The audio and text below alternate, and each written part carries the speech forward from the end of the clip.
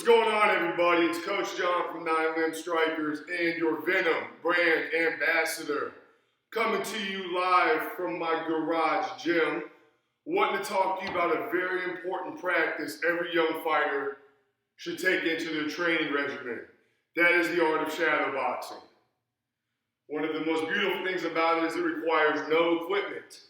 However, it requires a lot of psychological work. It's more than just getting out there and throwing punches you were taught the day before in class or you've been taught in class.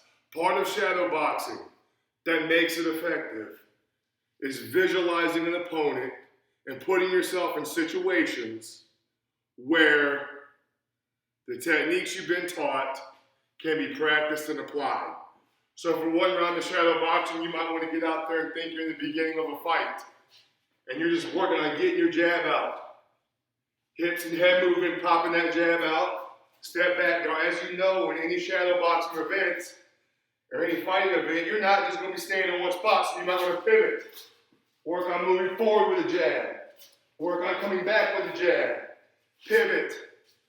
Another event you might want to work on, or another thing you might want to work on while you're shadowboxing is imagining you're in a position where you can land that jab cross combo.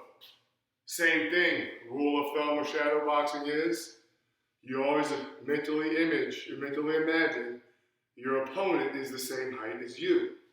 So when you get out there, all punches come off at eye level. When you throw your cross, you want to focus on form and technique. Shadowboxing is one of those things where it doesn't always have to be full blast or full bore.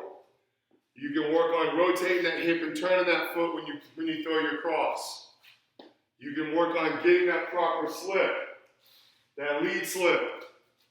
You can work on rolling properly. This is where you can question and really work on your techniques. You can work on, are my hands up properly when I slip? Am I keeping my head up and dropping my rear end when I roll?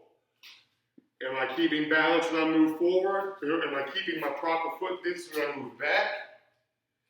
Am I bringing the hand back when I throw my punches? Am I keeping the other hand home? These are all things you can apply and think about when you shadowbox. One of the most important things about shadowboxing is you have to remember to be technically solid. There's an old saying I've said in the gym. If you think you're going too slow, learning a new technique, slow down. It is easier to add speed and power than it is to fix bad habits. An ideal shadowboxing workout is 1 minute rounds or 2 minute rounds. I would recommend each round focusing on one technique. Start with your jab, then work on your cross, then your jab cross, maybe your hooks, work on your uppercuts, go through the cycle at least once, and then you can start adding rolls, slips, pullbacks, ducks, anything else you think might be accessible or might be something you want to practice. Like I say with everything, repetition is the mother of learning, and perfect practice makes perfection. Once again, this is Coach John from 9 Limb Strikers, and I'll see you in the gym.